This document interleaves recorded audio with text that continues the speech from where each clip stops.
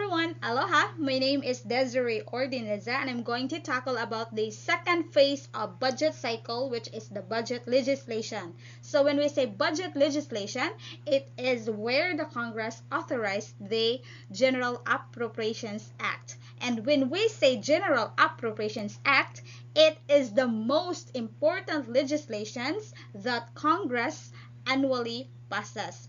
And it is alternatively called the budget authorization phase. This starts upon the House Speaker's receipt of the President's budget and ends with the President's enactment of the General Appropriations Act. So in budget legislation, it will undergo processes, a long, careful discussion or considerations regarding the proposed budget to Congress. So under the budget legislation, we have number 1, House deliberations from August to October of prior fiscal year. So when we say fiscal year, it is a 1-year period that a government uses for financial reporting and budgeting. So the budget bill is tackled by the Congress like any legislation.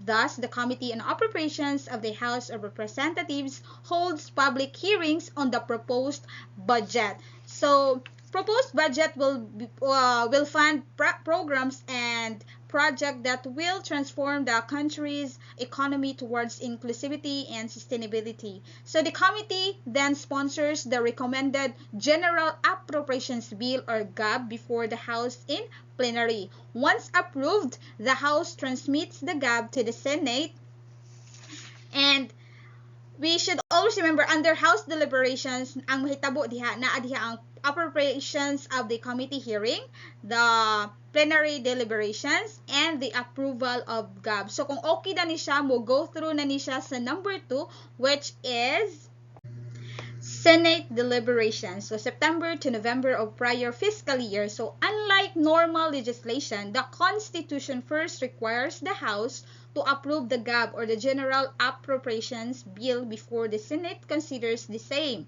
However, to expedite the process para paspas, the Senate Committee on Finance usually starts hearings on the President's budget well before the House formally transmits the GAB.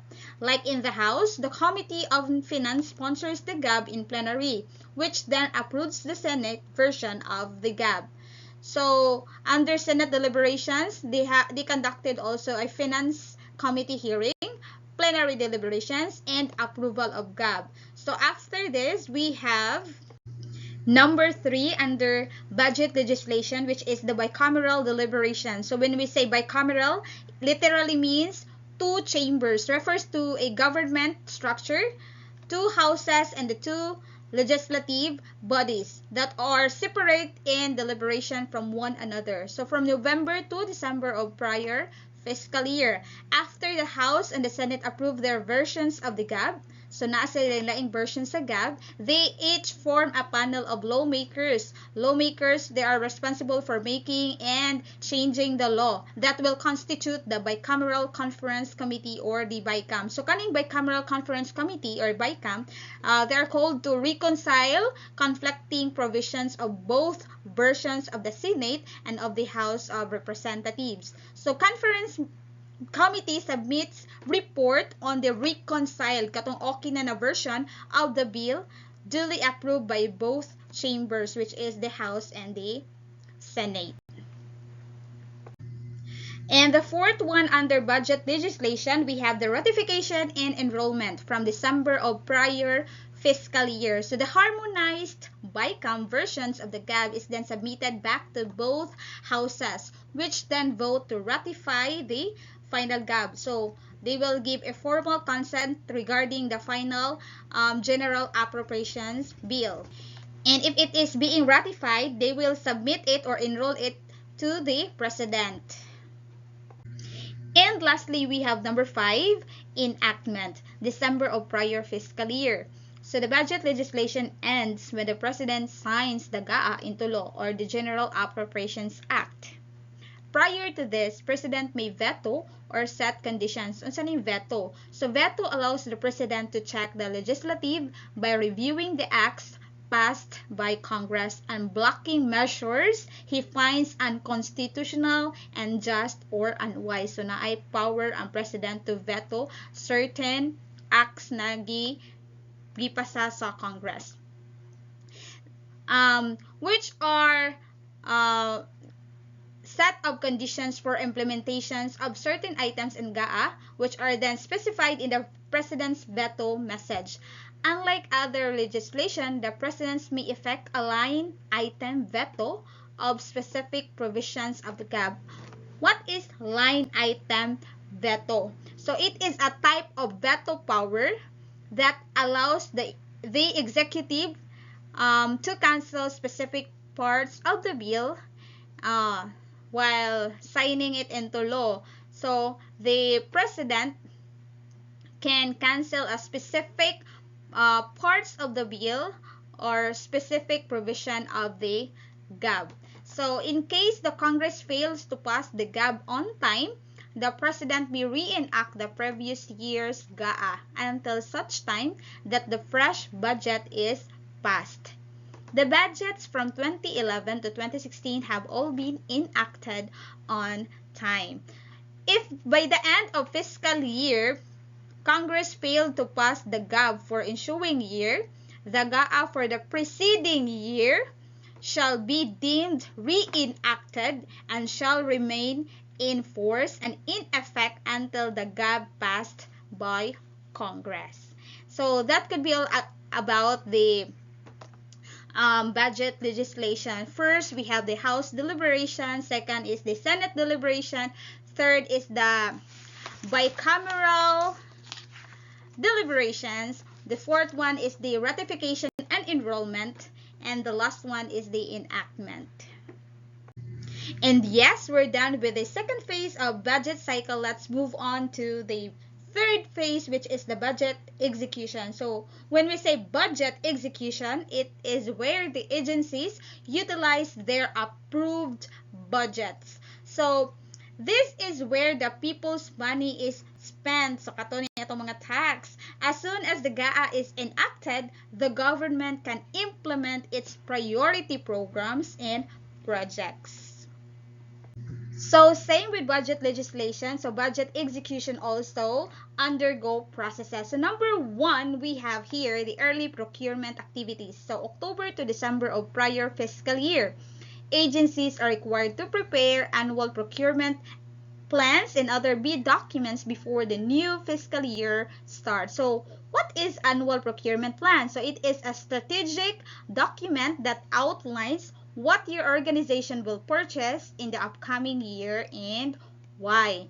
By having an annual procurement plan in place, you can ensure that you are purchasing the right products and services at the best prices. So mo na siya gamit sa annual procurement plan. So moreover, the government adopted a policy of allowing agencies such as DPWH and other which implement infrastructure projects to bid their projects before the GAA is enacted.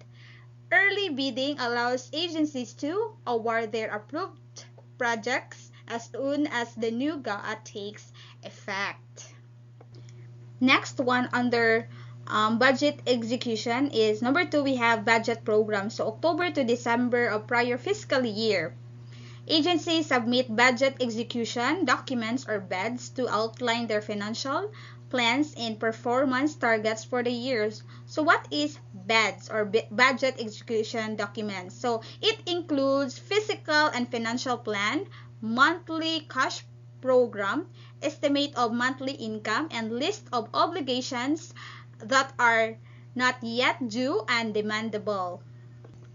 The DBM, or the Department of Budget and Management, consolidates these plans into the budget program, which breaks down the allotment and cash releases for each month of the year. So, CDBM, or the Department of Budget and Management, they are the primary government agency responsible for the formulation and implementation of the national budget through the efficient and sound utilization of government funds and resources of the attainment of the country's development objective. So, mo ni gamit ni DBM siya consolidate sa mga plano in other budget program. And now we have the third one under budget execution, which is the allotment release. So, from January comprehensive and throughout fiscal year. So, it is a formal document issued by the DBM to the head of the agency containing the authorization and conditions and amount of an agency allocation. So, the DBM issues allotments to agencies to authorize the lotter to incur obligations with the GAA or the General Appropriations Act release document.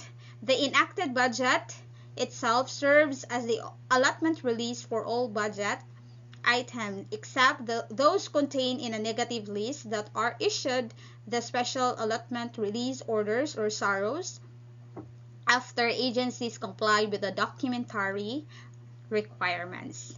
So next we have number 4, which is the obligation.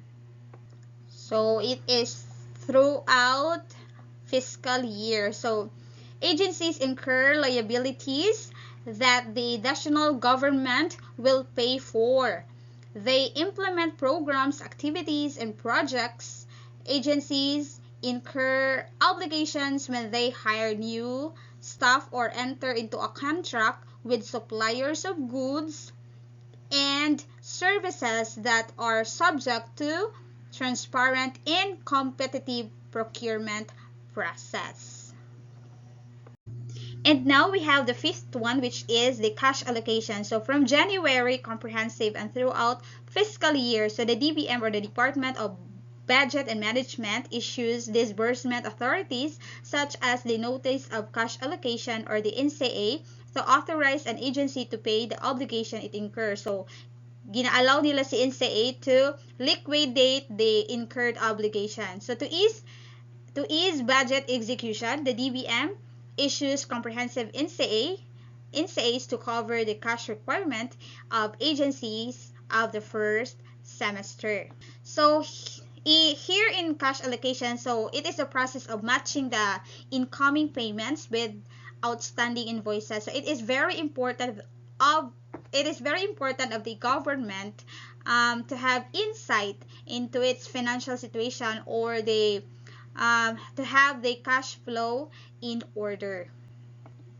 Lastly, we have the number 6 under budget execution, which is the disbursement. So throughout fiscal year, so monies are paid out from the treasury to settle obligations that government incurred for the delivery of services to the citizens. To ease the payment process, the Department of Budget and Management introduced checkless and cashless disbursement scheme. So the Department of Finance and Bureau of the Treasury also implemented the TSA to improve the management of the government's cash resources. So TSA, it means it is a system for better cash management and greater transparency in public financial management. So TSA means Treasury Single Account. So that could be all about the budget execution. So that could be all on my part, and thank you for listening, everyone. Okay, bye.